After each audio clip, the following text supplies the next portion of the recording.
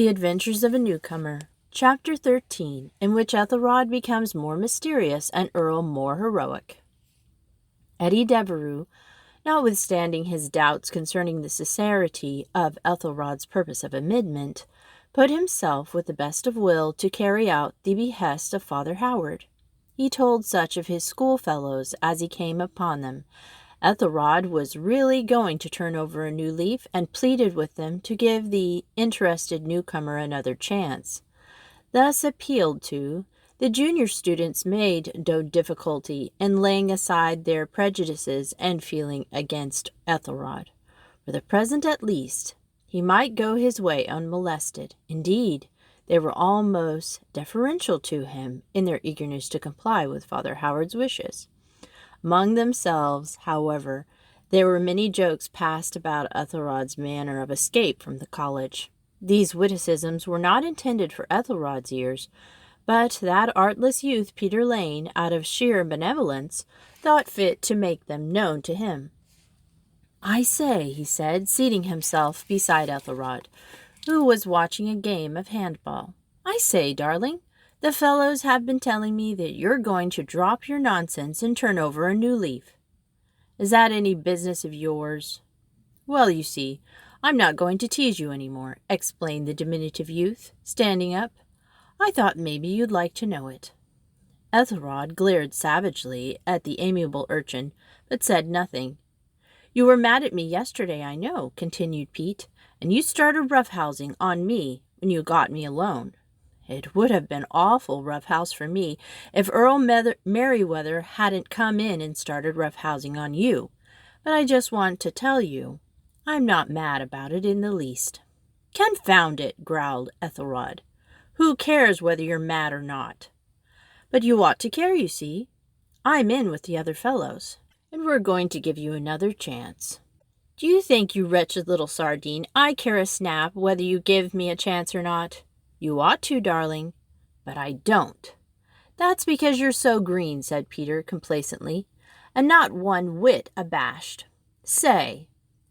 Here Peter broke into melodious giggles.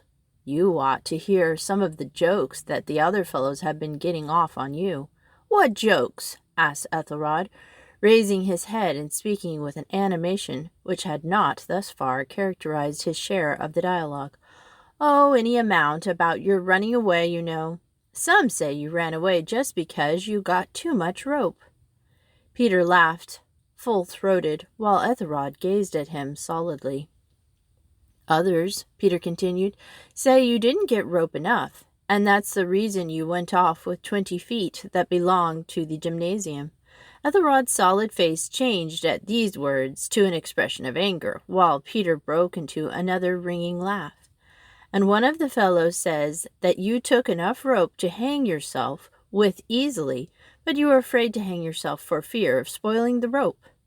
"Get away from here, will you? Or I'll kick you all over the yard," cried Ethelred. "Oh, very well," said Peter, as he added, with much dignity, as he turned upon his heels, "I guess I know how to take a hint." "Preston," called Earl from across the yard, "your trunk has come. If you like, I'll take you over to the clothes room." At this bit of news Ethelred involuntarily gave a start, but recovering himself so quickly that those about failed to notice it, he arose and followed Earl. "By the way, Ethelred," said Earl kindly, as the two were walking towards the clothes room, "if there's any little thing I can do for you, just let me know.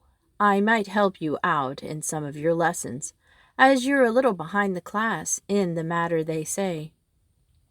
Before you came, or give a few hints one way or the other. It's a little hard on the newcomers here in the beginning because he is a stranger and often doesn't know the ways of boarding schools." "I guess I can look out for myself right smart now," responded the grateful youth.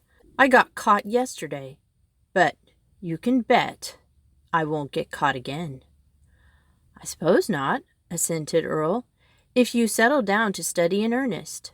It is not likely that the boys will try to bother you again, All you've got to do is to keep quiet for a week or so, till the boys begin to know and feel more at home.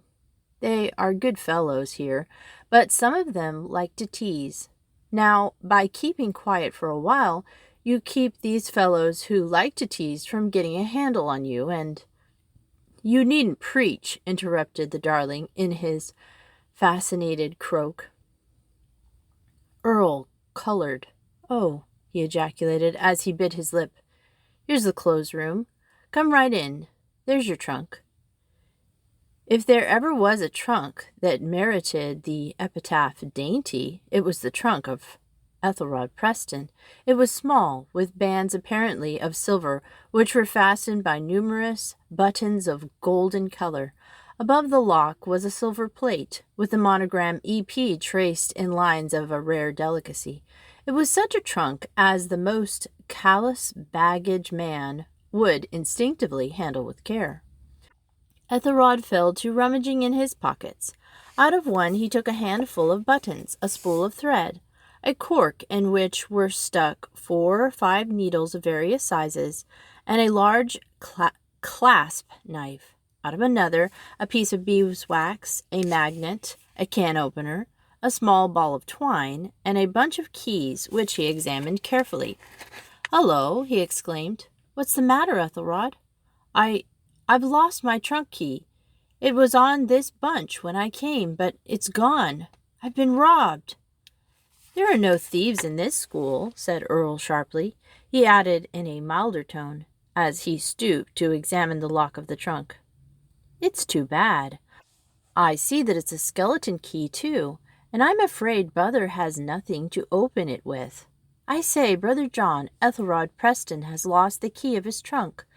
Do you think you can open it for him, please?" The brother, laying aside some work upon the long table, which ran almost the length of the room, stepped over and scrutinized. Neither Earl nor Brother John, so absorbed were they in examining the trunk, noticed how pale Ethelred had become. "I think there will be some difficulty in opening this trunk," said the clothes keeper. "The lock is not an ordinary one." Ethelred drew a deep breath. "You needn't take no trouble," he said in his usual choice diction. "There's another key at home, and I can send for it, and get it inside of 3 days. While I'm waiting, I reckon Merryweather can lend me some of his duds, just as I need 'em." Ethelred, as his last remark shows, was himself again. "All right, Ethelred," said Earl heroically. He was forcing himself to remember, poor boy, that Ethelred's mother and his own had been dear friends, and it consoled him to think that his mother, now in heaven, must surely know and appreciate the struggles against feeling and sentiment which he was making for love of her. "Lend me a few collars, then, and some cuffs, and a tie or two, and 5 or 6 collar buttons." In a word, before they left the clothes room, Ethelred had secured the loan of a suit of clothes, a pair of suspenders, earmuffs, gloves, scarf, silk handkerchief, and a football sweater. The boy had a passion for borrowing. During study hours that day, Ethelred was observed to be writing a great deal, and in the intervals for play and the recesses, he was seen to hold several interviews with certain day scholars, Farwell by name, whose reputation with the boarders at Henryton stood by no means high. "I'm afraid," remarked Devereux to Earl shortly before supper, "that the darling is up to some new mischief. Somehow I can't help to keep my eye on him. You may be sure he wasn't talking to that day scholar for nothing. I'm not quite certain yet, but I'm willing to bet that he gave him a letter, perhaps 2 or 3, to post outside." "Perhaps he doesn't know the rule," suggested Earl charitably. "Oh, no, of course not," returned Eddie with a touch of sarcasm in his voice. "And then, too, I've noticed that he fights shy of most of the boarders except you." "I've noticed that, too," said Earl, with a smile. "In fact, he's been good enough to call my attention to it. He says he likes to talk to me because I'm not a Catholic, like the rest of the fellows. After dinner, he he stuck to me that whole time and observed everything Catholic. Oh, it was hard. He's got the idea into his head that I'm being hoodwinked by the people here, and he's trying to put the Catholic Church before me as he sees it. To him, it's a nightmare." Earl paused a moment in a vexed expression upon his face and added, "If he only knew the effect that his talk is having on me, I think he would leave the Catholic Church severely alone." This last remark Eddie connected with an incident which happened after supper. It was Saturday, and though not the regular monthly confession day, a good number of the junior students, many of whom were weekly communicants, repaired to the chapel, among whose stationed near Father Nolan's confessional. Eddie started on perceiving Earl Merriweather. One by one, in regular order, the boys entered the confessional and, returning shortly, stationed themselves further back in the chapel, where, after the manner of well-trained Catholic youths, they renewed their good resolutions and begged for strength to observe them. Eddie was on the first to make his confession, and on finishing took a place where he could keep an eye on Earl. You may be sure the warm-hearted lad prayed fervently for his friend. 10 or 12 minutes passed. All the penitents of Father Noland had had their turn except Earl, who still knelt motionless, his eyes fixed on the beautiful statue of the Sacred Heart. "I wonder whether he's really going in," mused Eddie, and he prayed again and again that it might be so. His eyes brightened when Earl, a few moments later, with downcast eyes and clasped hands, entered the confessional.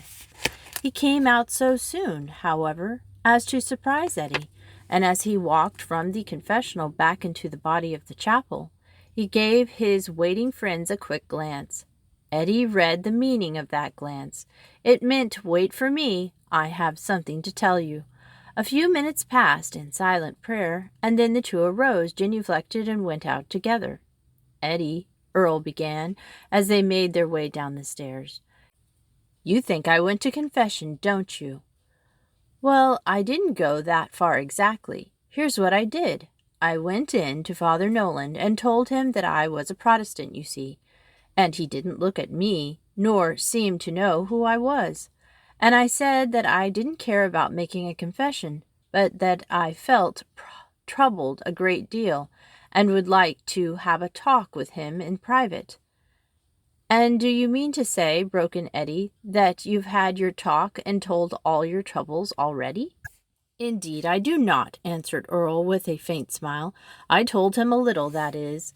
I gave him a general idea of the things that were bothering me, and he proposed that I should go to his room and talk the whole matter over with him at greater length. I'm going, but honestly, Eddie, I'm awfully upset just at present. Things have come to such a pass that I have been almost forced to go and consult with somebody."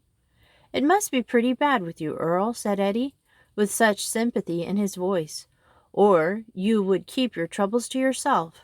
I've noticed all along that you don't talk over much about your own things and feelings." "No," assented Earl. "I've always made it a point to keep myself to myself, and if anything, I have carried it too far. But now I am going to try and open my heart for once, and I hope you'll pray for me, Eddie, for I feel that there is something serious about the present state of affairs. That is, I think that I've come to a point where I have to change in one way or the other, and that change is to be for better or for worse. It's the jumping-off place. You may rely on it. I'll pray for you, Earl. And don't worry, you'll have no trouble in talking to Father Noland. He has been dealing with boys all his life, and nothing you can tell him will astonish him in the least. I believe you, Eddie. And besides, he's so old. His long white hair and his kind face and his pleasant voice give him such a fatherly air. Even in the few minutes I spent with him just now, I found that he is even kinder than he looks, which is saying a great deal. I'm going to Father Howard now to get permission to see Father Noland in his room during the first hour of studies."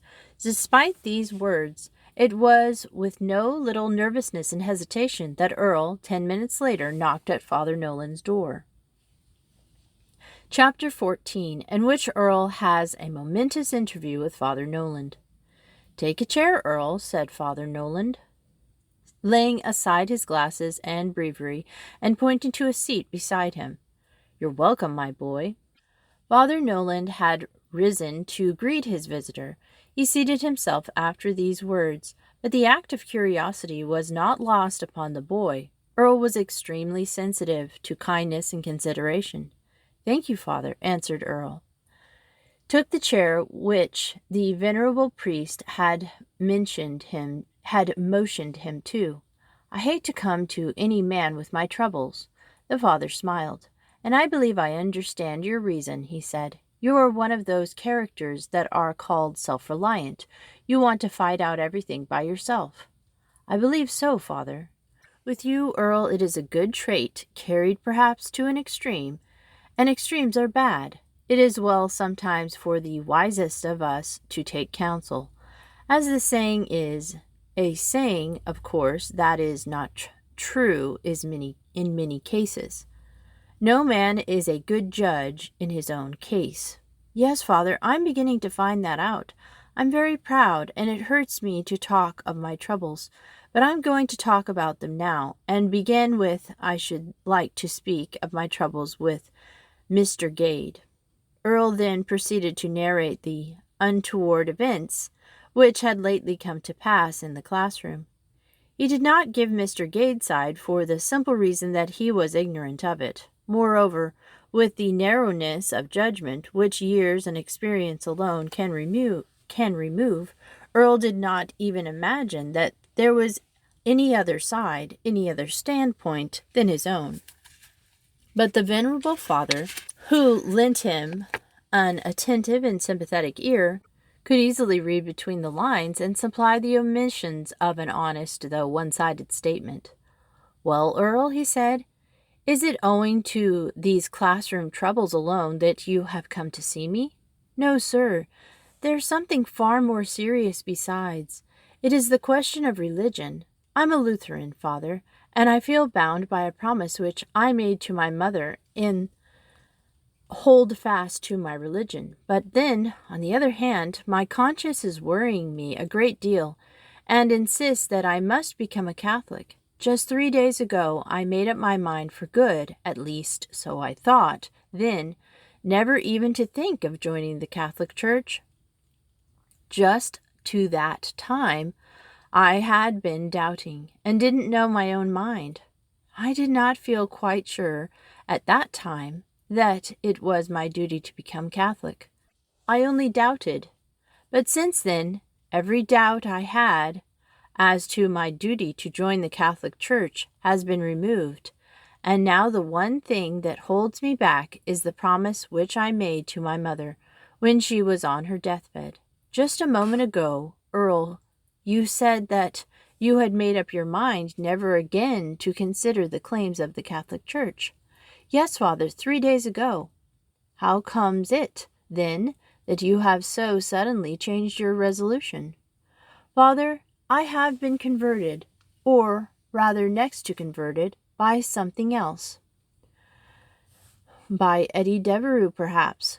"No, Father, but by our newcomer, by Ethelred Preston." "Indeed!" exclaimed Father Noland, opening his eyes. "Why, I was under the impression that Ethelred is not a Catholic. In fact, he told me so himself, in very emphatic language." "He is not a Catholic, Father. He is what most people call a Protestant, though he is no more a Protestant, as I understand religion, than I am a Jew. A real Protestant is entitled to respect, but these fellows, whose only religious practice consists in ridiculing and abusing and lying about Catholics, and in telling bugaboo stories of priests and nuns and the Inquisition, have no right whatever to be called Protestants. They are, Earl paused for a moment, they are either great fools or silly liars. Now I think Ethelred is a fool." "But how, in the name of common sense, did a boy whom you consider a fool convert you, Earl?" The two ways, sir. First of all, Ethelrod's conduct and manner forced me to think of what I might have been if I had not been sent to school here. Ever since I've been at Henryton, Father, I've had a chance to go with the nicest and best boys one would want to meet with. I don't mean to say that I have not come across any bad boys. They have come here, sir, and most of them of that kind have either changed or gone. At any rate, where there are so many good fellows to choose from, there's no need to go with bad boys. So it was easy for me, in a way, to be good here until lately, and then I began to see that something else was necessary besides good company. I have to fight against myself, too, and it is a terrible fight sometimes. For nearly the last 6 or 7 months, my temptations have been teaching me the meaning of that scripture text. The kingdom of heaven is taken by violence. I used to wonder what it meant, but now I find it harder and harder to be good, and it seems to me that if I were to begin to go wrong, I might become very bad. So you have found it out at last, put in Father Noland. My dear Earl, I have been watching your course with interest ever since you came here, and I have long thought that you would some day come to see me, just as you have come today, and it has long been my intention to tell you on your coming my opinion that you are going to turn out, in all probability, either a very bad or a very good man. Yes, Earl, I firmly believe that for you there is no middle course. Earl, you are a boy of very strong passions. Earl gazed in astonishment at Father Noland. Who told you that, sir? Father Noland laughed softly. When an everyday man brings a watch to the watchmaker, and while he is telling what he knows about it, the watchmaker at a single glance into the works knows all that the man can tell, and sometimes a great deal more. You take the allegory. Yes, Father, but I didn't think anybody knew what you said about me except God. In fact, I didn't know it myself till lately. Now, with regard to Ethelrod Preston, Father, what I say is not to be used against him. Oh, of course not, Earl. I feel bound to secrecy on everything that takes place between us in this talk. I don't like to say it, for I hate to say anything against any boy, but I can't keep it back if I wish to make myself clear to you. It is this. Ethelrod Preston is a bad boy. I don't mean to say that he is rude and rough and uncouth. Anyone here can see for himself, without being told of it, that Ethelrod is not a gentleman. How he came to get such manners is beyond me, for his mother is a lady, but besides being rude and boorish, he is a bad boy. He says wicked and vile things. He has no sense of honesty. He goes by his feelings and doesn't seem to know the meaning of self-restraint. And as I got to noticing this, I began to think of what might happen to me. I wasn't afraid, Father, of becoming rude and boorish. I don't think that I could ever fall so low, with my mother's memory and my college training upon me, as to lose all sense of decency. But then it didn't seem to me that I might fall very soon into sinful ways, and that if once I went that way, I might lose control over myself. And then, although I should not resemble Ethelrod in his manners, still I should be like him in his badness of heart. I don't know, Father, whether I make my feelings clear to you. I understand, Earl. You have gone below the surface of things, where people of the world generally stay, and you are trying to look at your position from God's standpoint. God does not look at the manners of a man so much as his heart.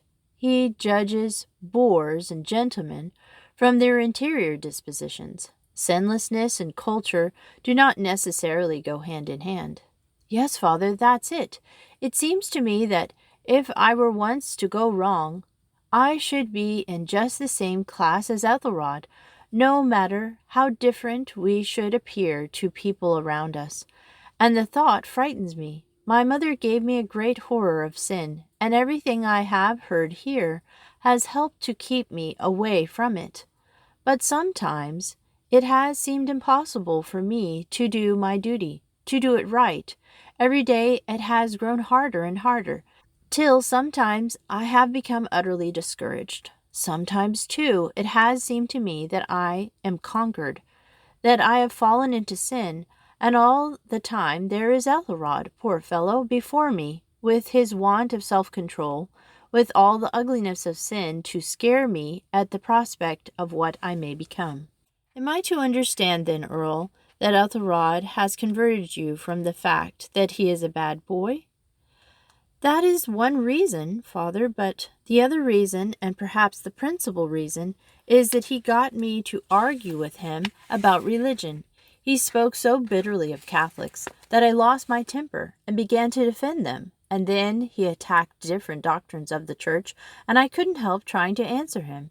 It seems he has read a lot of books against Catholic teachings, and he brought up some objections I had never heard before. They stunned me at first. And do you want an answer for them yet, my boy? No, father, I thought out some of the difficulties myself, and I read up on the others, out of books in our college library. The more we talked, and the more I saw how strong was the position of the Catholic Church. In the long run, my reading and thinking and arguing made things so clear to me that I now feel sure that the Catholic Church is the true church and the only true church. Well, what next, Earl? There's the rub, father. My promise to my mother. Your father was a Catholic, my boy. Yes, sir. And your aunt, who has charge of you, is a Catholic. Yes, sir. And there is no one in authority over you to object to your becoming a Catholic. No, sir. Father Nolan paused for a moment. Earl, I know that you believe your mother is in heaven. Father, I think she was a saint of God. So do I, my dear boy. Did it ever occur to you, Earl, that she is keeping watch and ward over you? I too, my boy, believe, as I said, that she is in heaven, and she loves you yet, and prays for you. It must be so, said Earl fervently, and so gratified. His heart had grown warm within him, as much at the manner as at the words of the kind priest. Now, Earl, I do not intend to solve your difficulties for you. You can do that for yourself. What you need is more light. If you prepare your heart, God will give it to you. I can help you, I believe, to prepare your heart. Earl, you must go to your teacher and explain your conduct. I'd rather not, sir. Exactly. It will be a humiliation for you, and God gives light to those who humble themselves. But you must do it. It is your duty. Look at the circumstances for a moment. Since the retreat, you have failed to give satisfaction in class. Your teacher noticed that, but he did not know the trouble and restless state of your heart was in. He was quite right to think it his duty to call you to account. Perhaps he was, sir. Of course he was. You do not wear your heart on your sleeve. According to your own account, you were extremely reticent. That's my way, father. Exactly. And again, when Mr. Gade called you to order in class, you took the correction in bad part. But he was wrong, sir. That is, Earl, he was not infallible. Only God can read the heart. According to all appearances, his action was fully warranted. He acted according to his best judgment, whereas your conduct was directed by pride.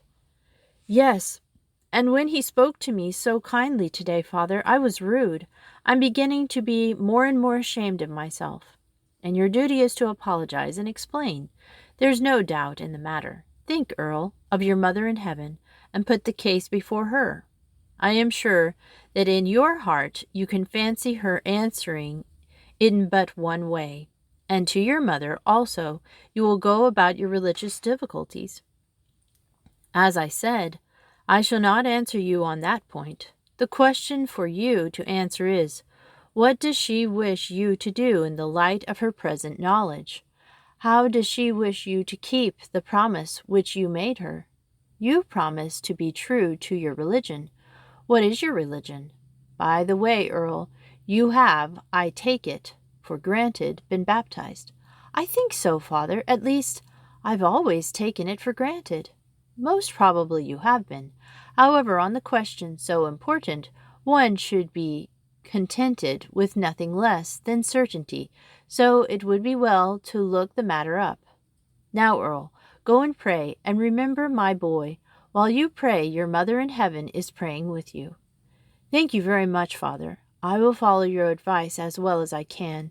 It seems to me that I now begin to see my way. Goodbye, Father. Earl went to the chapel and threw himself on his knees before a painting of the Good Shepherd.